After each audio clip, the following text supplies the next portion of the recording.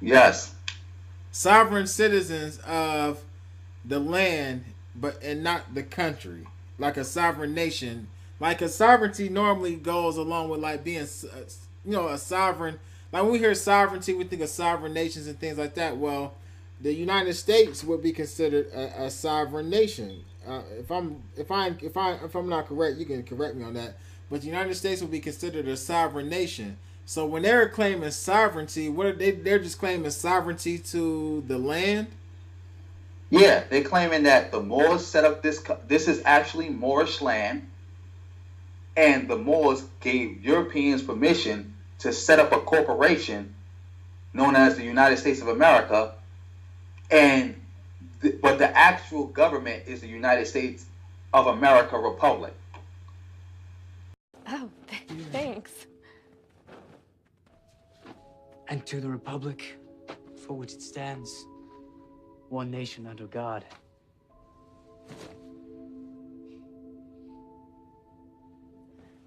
You know they added that part in 1954.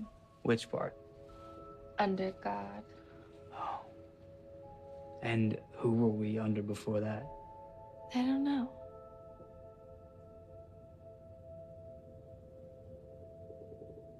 Maybe we should ask the Moors.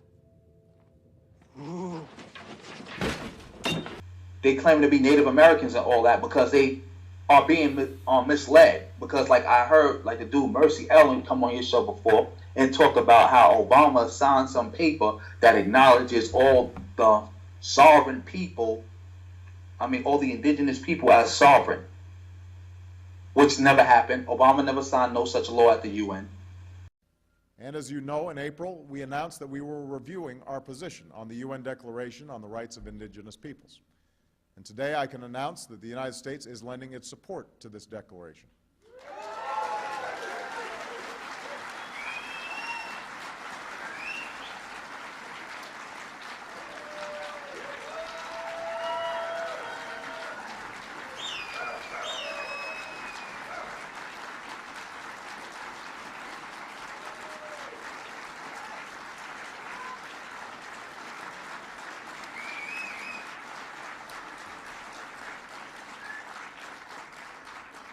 The aspirations it affirms, including the respect for the institutions and rich cultures of Native peoples, are one we must always seek to fulfill.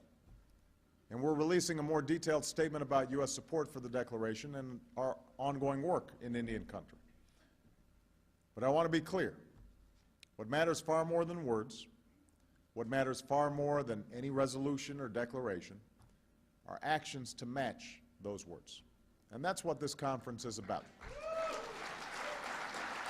That's what this conference is about. That's the standard I expect my administration to be held to. So we're making progress. We're moving forward. And what I hope is that we are seeing a turning point in the relationship between our nations. The truth is, for a long time, Native Americans were implicitly told that they had a choice to make. By virtue of the long-standing failure to tackle wrenching problems in Indian country, it seemed as though you had to either abandon your heritage or accept a lesser lot in life. But there was no way to be a successful part of America and a proud Native American. But we know this is a false choice. To accept it is to believe that we can't and won't do better. And I don't accept that. I know there's not a single person in this room who accepts that either. We know that ultimately this is not just a matter of legislation, not just a matter of policy. It's a matter of whether we're going to live up to our basic values. It's a matter of upholding an ideal that has always defined who we are as Americans. E pluribus unum, out of many, one. That's why we're here. That's what we're called to do, and I'm confident that if we keep up our efforts, that if we continue to work together, that we will live up to this simple motto and we will achieve a brighter future for the first Americans and for all Americans. So thank you very much. God bless you. Thank you.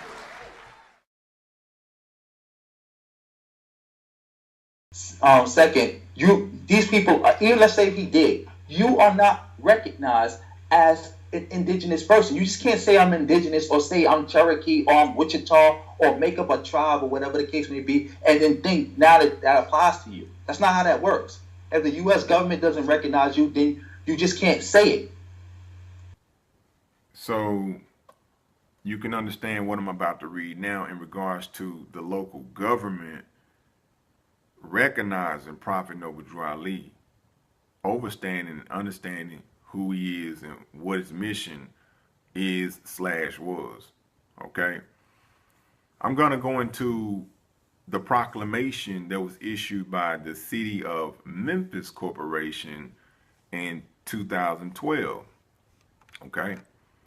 Now it states, whereas the Moorish Americans are the descendants of the ancient Moabites, Hammatites, and Canaanites who were permitted by the old pharaohs of Kemet to traverse from East Africa and later form themselves kingdoms extending from the northwestern and southwestern shores of Africa, the Atlantic islands, unto the present-day continental Americas.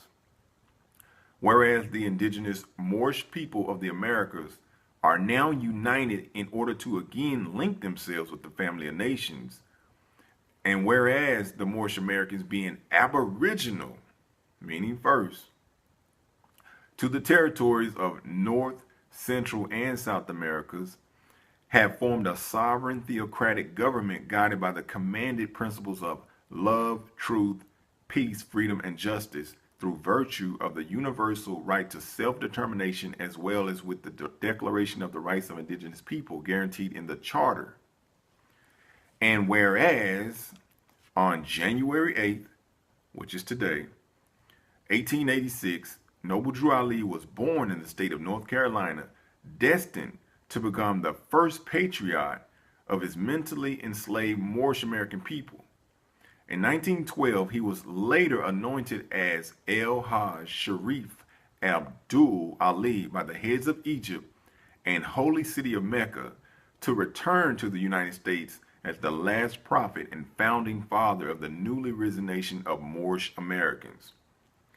As a result of the 13th Amendment, Moorish people were emancipated from slavery in 1865. Okay? Emancipation is like a transfer. Okay? Now, I, A.C. Warden Jr., Mayor of Memphis, Tennessee, do hereby proclaim January 8th through 15th to be Moorish American Week in the city of Memphis and urge all residents to recognize the events planned for this time. In witness thereof, I have hereunto set my hand and caused the seal of the city of Memphis to be affixed this 8th day of January 2012. And he has his signature right next to the city of Memphis seal. Okay? So the local governments within our nation, they recognize Prophet Noble Drew Ali. So now it's time for you to recognize Prophet Noble Drew Ali. The foundation, his mission.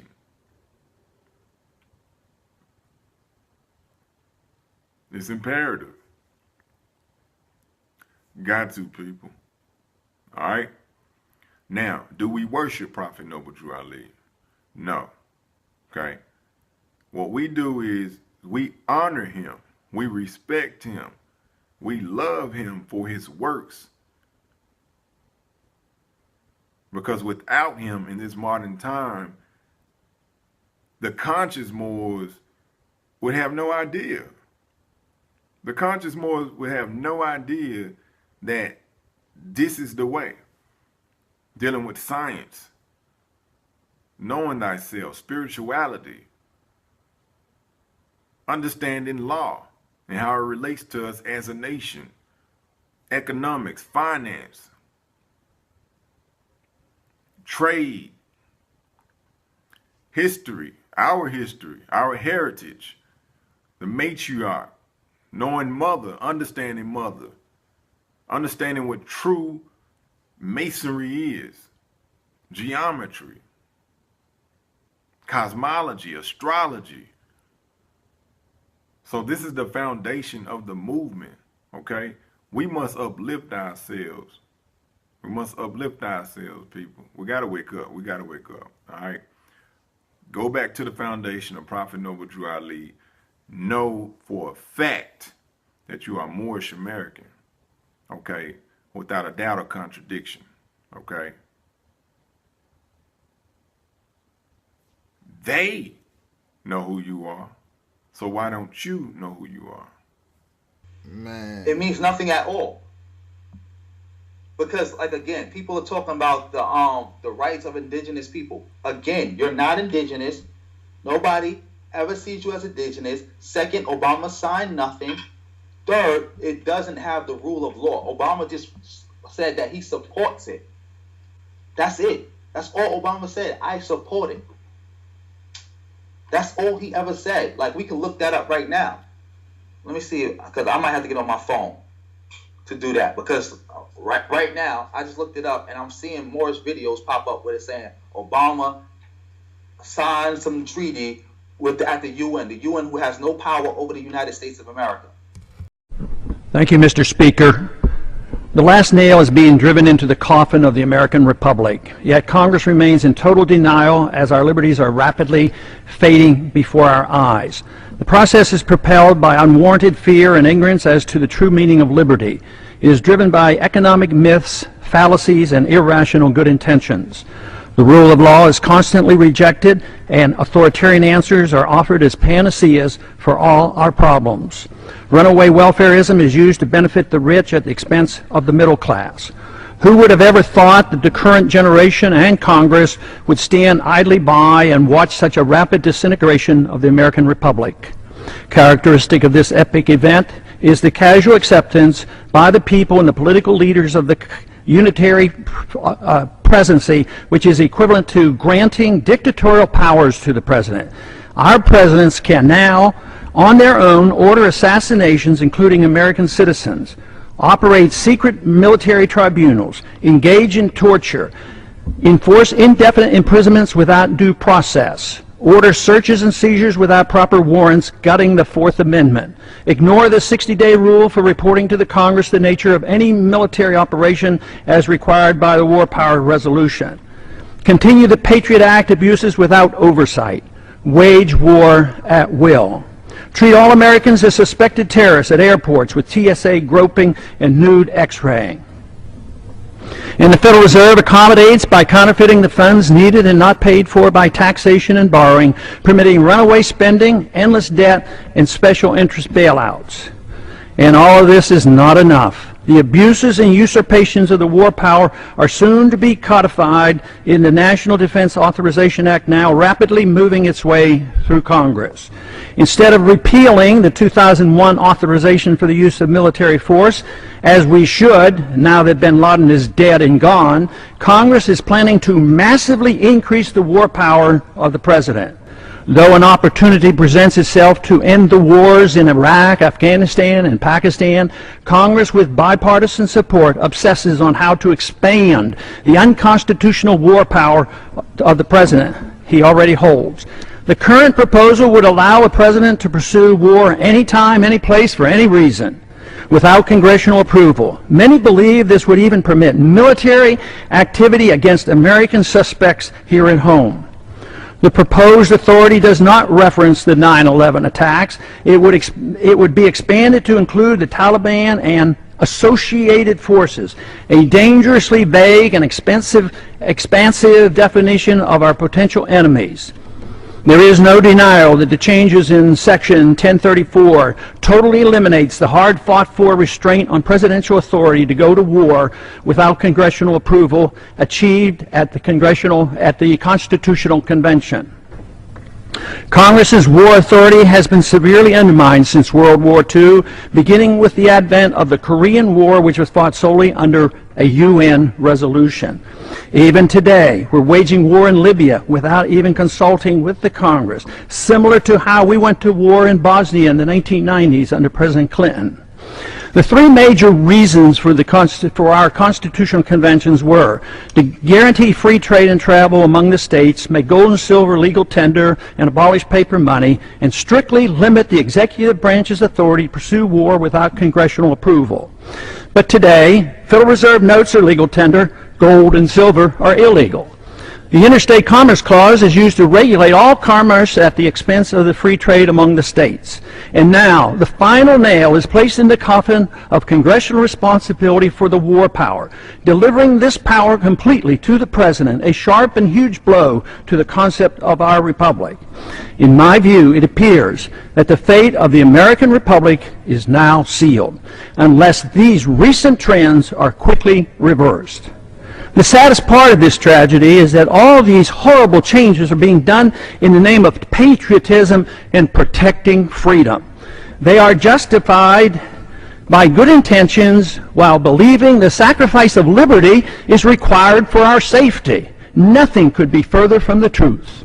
More sadly is the conviction that our enemies are driven to attack us for our freedoms and prosperity, and not because of our deeply flawed foreign policy that has generated justifiable grievances and has inspired the radical violence against us. Without this understanding, our endless, unnamed, and undeclared wars will continue, and our wonderful experiment with liberty will end.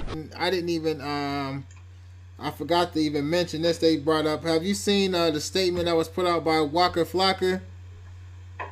Oh yeah, that's disgusting. See, this is the problem. We got so much pseudo shit that's been going on for so long, stuff that actually hurts people, because people paying attention to stuff that don't hurt nobody. That now you got people being misled, because now this whole indigenous thing is gonna explode on another level, because we know once celebrities start promoting it, it's over. Yeah. It's over. Everybody's going to be promoting it. Now you're going to have a bunch of black people running around here buying more ID cards than ever before, buying more sovereignty paper than ever before, because they think that they actually sovereign, because they're hearing celebrities talk about it. And talk about, hey, you're a Native American, and you know Obama signed this rules with the Native Americans, and y'all could do this, and all you got to do is buy your papers and claim your nationality, and nobody can touch you. Yeah, man. You're going to see a whole bunch more people going to jail. You're going to see a whole more people going to jail, more people crying about getting scammed out their money. Yeah, the whole list go on. And this is just perfect for the FBI, because now when they come and start raiding and wrecking everybody, all they got to do is claim you some type of mole. That's all they got to do. Just claim you connected to the malls in some way, shape, or form, and just talk about all the scamming malls have done. Yeah. That's what makes the mall so dangerous. And I've been telling people this for like almost 2 years now, because I've been on YouTube for almost 2 years now. I've been telling people, you don't understand. These people already want to come for you. Like if you read the Black Identity Extremist thingy, they talk about how there are people who talk this pro-black stuff, but they're not breaking the law, and everything they saying is protected by the Constitution. They can't come after you, but they can come after the Moors because they're breaking the law, and all they got to do is try to find a way to affiliate you with the Moors, and then they can come get you. Yeah. And then they can come get you. Yeah. I thought the same thing when I seen that. I'm like, damn. So now they're trying to figure out a way to tie in the entire movement with this whole sovereignty thing, because if you read it, they talked about that a lot more than they talked about other things. Matter of fact, the one brother who his name was Gavin something, Gavin Long. Yeah, he's a Wichita Moor. Oh, and this is very important. I wanted to let y'all know, because if anything happened with me, because I'm an alpha male, I stand up, I stand firm, and I stand for mine till the end, to the last day in this flesh. But I'm not the flesh. I'm not the body. I have a body. But I just want to let y'all know, don't affiliate me with nothing. I'm not affiliated with the Black Business School, even though I might promote their business or something like that, or any of my friends, any of my associations. Those are just associations. I'm not affiliated with it. Yeah, I was also a Nation of Islam member. I'm not affiliated with it. Don't affiliate me with the money team. Something happened, they be like, well, yeah, we was with Floyd Mayweather. No, don't affiliate me with nothing. Black Business School, I was a Christian.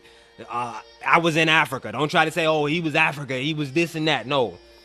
They'll try to put you with ISIS or some other terrorist group or anything. No, I'm affiliated with the Spirit of Justice. All right, see, there we go. You I see did where I was I did a going. whole report about him when he shot the police. He's a Wichita Mall. Yeah. He's a Wichita Mall. Oh, and this is very important. I wanted to let y'all know, because if anything happened with me, because I'm an alpha male, I stand up, I stand firm, and I stand for mine. Till the end. To the last day on this, in this flesh. But I'm not the flesh. I'm not the body. I have a body. But I just want to let y'all know, don't affiliate me with nothing. You got entertainers entertaining it. You Yeah. got Mos Def, who just got locked up in South Africa.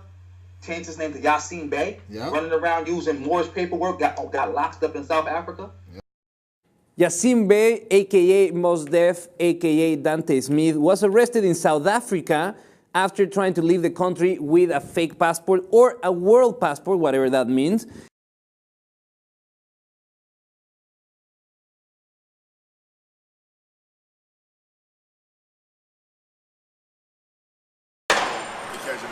Alright, so yo, this is the new joint, the Ecstatic. That's a still from Killer with Sheep. This is the back, more Science Temple.